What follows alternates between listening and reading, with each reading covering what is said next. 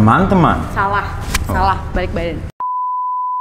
Hai teman-teman, di video kali ini kami akan membahas, Mereview, mengkaji, dan mengupas CV-CV yang sudah kalian submit. Saksikan hanya di Glimpse Indonesia.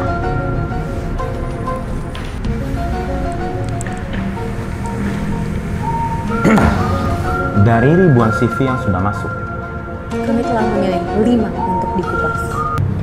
Gak usah serius-serius amat. Karena kita cuma mau review CV kalian. Jadi daripada tegang-tegang, mending kalian like, share, komen, dan juga subscribe video ini. Siapa tahu akan berguna untuk kalian dan teman-teman kalian juga. Tenang, Saki sama MK nggak gigit kok.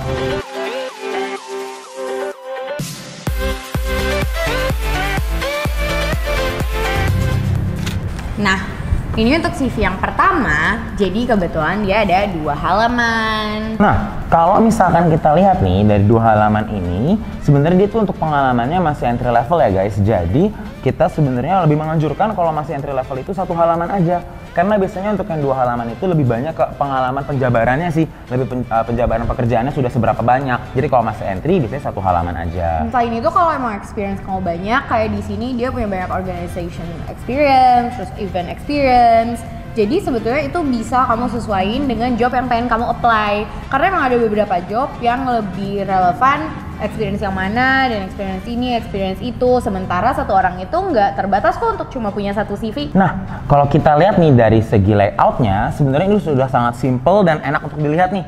Karena sudah rapi dan dari pemposisiannya juga dari profile, ada education, summary, language ability dan lain-lain sebenarnya sudah rapi. Tapi masih ada kekurangan nih. Kalau kita lihat di sini marginnya masih kurang pas. Jadi kelihatannya walaupun sudah dibuat sedemikian rupa masih kelihatan tidak rapi. Selain itu kalian jangan lupa ya teman-teman, kalau misalkan kalian mau nulis experience-nya dengan urutan apakah yang paling lama di bawah atau paling lama di atas, karena di sini agak sedikit kurang konsisten nih di bagian working experience-nya. Nah, kalau kita lihat di sini untuk working experience dia itu yang paling baru malah di bawah. Sementara untuk organization experience sama event dia taruh yang paling terakhir itu yang paling atas. Nah, kalau kita sih menganjurkannya yang paling recent itu yang paling atas ya guys. Jadi nanti recruiters atau HR bisa lihat kira-kira pengalaman paling terakhir kalian itu apa sih? Itu yang paling atas, jadi paling langsung kelihatan.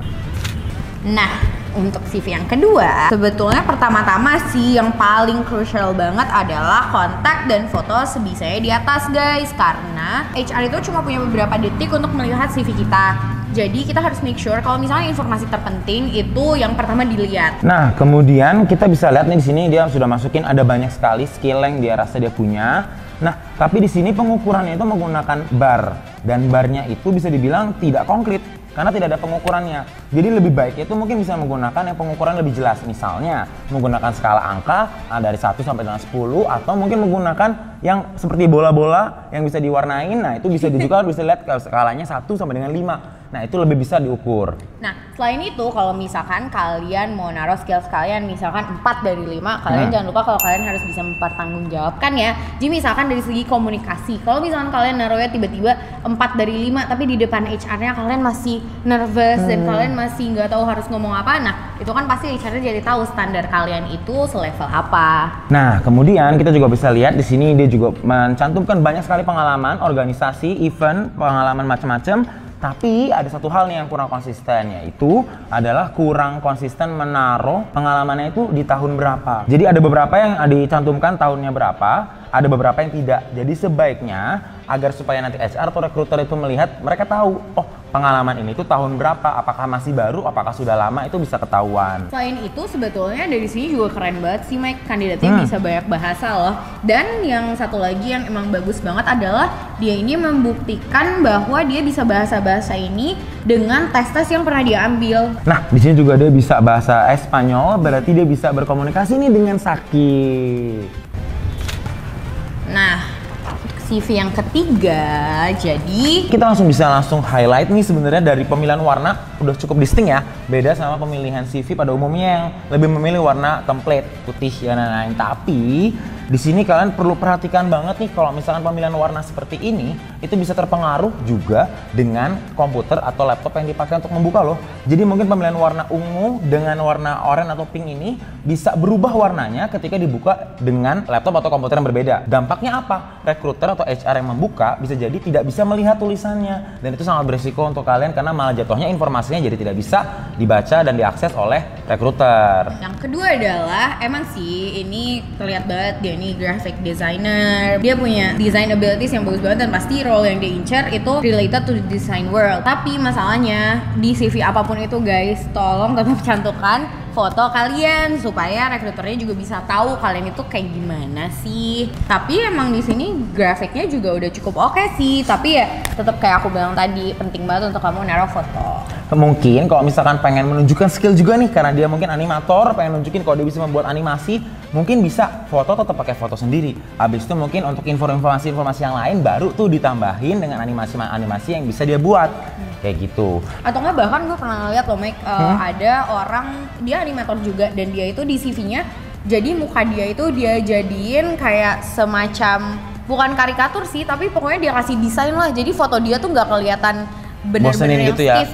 Iya kan kalau misalkan desainer kan mau nggak mau harus kelihatan punya taste yang cukup exquisite. Terus aku juga di sini lihat kalau misalkan penataan tempatnya ini mungkin tujuannya adalah kelihatan biar agak-agak artsy, tapi cenderungnya malah kita jadi sulit nih untuk melihat yang mana yang perlu kita lihat karena di sini misalnya kayak kita cari dulu nih, oh ini tuh ternyata work experience-nya dan work experience di sini sangat-sangat cuman tulisannya freelance design logo and that's it.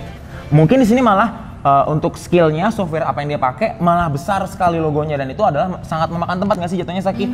Harusnya ada baiknya sih sebenarnya kalau misalkan logonya kecil aja, barnya seperti tadi kita udah bilang mungkin bisa dengan yang pengukurannya lebih konkret, mungkin bisa dengan skala angka atau skala bola dibandingkan dengan bar seperti ini dan lebih menggunakan space-nya untuk menjabarkan kalian sudah pernah bikin project apa di pekerjaan itu, sudah pernah bikin apa saja itu bisa di list dan itu akan lebih berguna informasinya untuk recruiter. Tapi at least dia emang udah menyantumkan si Mike link untuk portfolio dia atau di beberapa CV designer yang lainnya yang sering aku lihat itu biasanya mereka nyantumin portfolionya di CV mereka. Dia dibuat sedemikian rupa dimana jadinya mereka cuma punya satu dokumen jadi gampang gak kepisah-pisah. Jadi satu link bisa langsung diakses oleh recruiternya, bisa langsung kelihatan oh ini tuh hasil kerja orang itu. Betul, siapa tahu kan nanti linknya hilang. Nah, untuk CV yang ini tulisannya kecil banget ya Mike. Sebetulnya sih di CV ini template-nya udah bagus sih Mike. Cuma masalahnya emang tulisannya kecil banget. Kalau misalkan HR itu kan belum tentu setiap kali mereka akan ngelihat CV kalian lewat laptop doang. Jadi kadang itu CV-nya akan di print dan kalau misalkan di CV ini in particular, even tulisan untuk title-titlenya aja udah kecil. Jadi kalau misalkan saran kita sih untuk yang punya CV ini juga mungkin malah tulisan lainnya itu lo jadiin sekecil tulisan yang title. Nah, selanjutnya di sini juga dia taruh ada seperti heading juga nih di sini tulisan HR Management atau Manajemen Sumber Daya Manusia.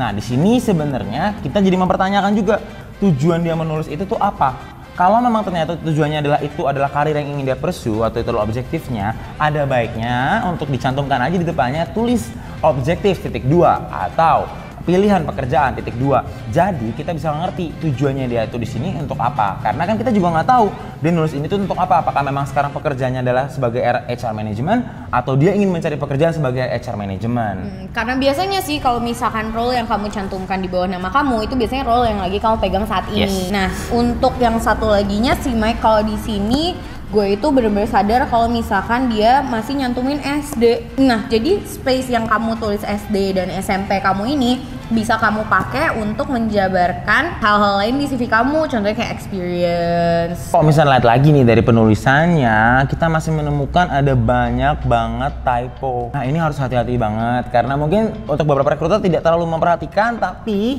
ada baiknya ketika nanti kalian sudah menulis CV kalian serapi mungkin, dipastikan lagi, di double check, triple check lagi, kalian pastikan kalau memang sudah tidak ada penulisan yang salah. Satu lagi di sini adalah lebih konsistensi penggunaan bahasa. Untuk headingnya adalah work experience, tapi penulisan di bawahnya, penjelasan lebih lanjutnya itu menggunakan bahasa Indonesia. Jadi lebih baik menggunakan, pilih aja salah satu bahasa. Kalau mau bahasa Inggris, pakai bahasa Inggris semua. Kalau mau pakai bahasa Indonesia aja semua. Bener banget. Kan seperti Saki dan Michael sering bilang, CV itu tiket kamu untuk masuk ke suatu perusahaan. Jadi alangkah baiknya kalau misalkan kamu tulis serapih mungkin, karena itu kan jadi good impression untuk kamu dari perusahaan. Untuk CV yang terakhir, jadi kita bisa langsung highlight kalau di sini sebenarnya tampilannya plain and simple, which is good karena recruiter jadi ngeliatnya kayak oke, datanya kelihatan semua. But kita di sini melihat lagi nih kalau ada inkonsistensi penggunaan bahasa, ada pencampuran antara bahasa Indonesia dan bahasa Inggris dalam satu paragraf atau dalam satu konteks yang sama. Please jangan banget, karena ini tuh bukan ngobrol sama teman kalian, jadi gunakan satu bahasa aja. Nah, ngomong-ngomong bahasa nih Mike, kalau misalnya kalian mau menggunakan bahasa apapun itu di sini kalian, mau itu Inggris, mau itu Indonesia, Rusia, Spanyol, apapun itu, yang penting kalian harus grammarnya bener ya guys, penggunaan katanya juga yang baku dan sopan. Karena di sini kita masih bisa ngeliat banyak grammar errors juga. Tapi bagus sih, kamu confident udah bisa nulis CV kamu dengan suatu bahasa yang mungkin bukan bahasa pertama kamu. Nah, terus untuk yang mungkin yang terakhir aja nih, kalau misalkan untuk urutan work experience yang sudah kamu cantumkan di sini sebenarnya sudah bagus karena sudah lengkap, dia sudah jabarin apa aja sih yang sudah dikerjakan atau apa saja yang sudah dilakukan. Tapi untuk tahunnya yang paling latest atau yang sekarang sedang dilakukan itu yang paling atas ya guys. Jadi recruiter bisa langsung tahu, oh terakhir dia sedang melakukan ini. Jadi abis itu baru dia bisa lihat ke belakang, oh track recordnya seperti apa. Nah, first of all kita mau ngucapin terima kasih banyak untuk teman-teman yang sudah mengirimkan CV-nya untuk kita kupas atau kita review nih. Nah, mungkin untuk teman-teman yang sudah mengirimkan tapi belum sempat kita review di episode kali ini, tenang aja. Kenapa? Karena kita akan tetap seleksi lagi untuk episode mendatang. Nah, untuk teman-teman yang belum sempat ngirim juga, kalian bisa ngelihat untuk langkah-langkah gimana sih CV kalian bisa kita feature dan kita kupas di sini, itu di link yang ada di bawah ini. Nah, kalau misalkan udah lihat video yang dari tadi, kita sudah melihat juga nih kita mereviewnya. Semoga sih harapannya bisa langsung kalian terapkan juga di CV kalian, bisa langsung kalian edit lagi. Dan kalau misalnya sudah kalian edit menjadi semakin baik lagi, jangan didiemin aja guys, langsung dipakai untuk apply pekerjaan yang kalian inginkan. Apply-nya di mana coba? Nah, karena video ini kan kita udah menggunakan real life case scenario, berarti penting banget untuk kalian share ke teman-teman kalian, like, komen, dan juga subscribe ya guys. So, see you again next time. Sayonara. Bye-bye.